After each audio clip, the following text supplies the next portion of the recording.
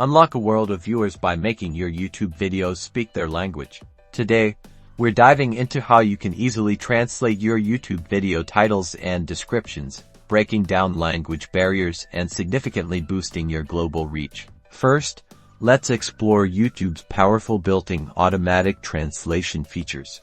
When watching a video, click the gear icon in the bottom right corner of the player. From there, select Subtitles, CC.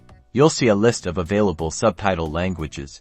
Now, you'll see a vast list of languages. For instance, choosing Spanish will automatically translate the video's title and description into Spanish for that viewer. But what about translating your own titles and descriptions to reach a wider audience proactively?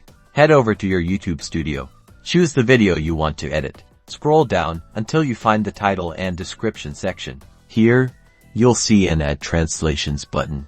A translation pop-up will appear. Now, carefully type in your translated title. Next, translate your video description. Once you've entered your translations, click Done. Your translated title and description are now ready.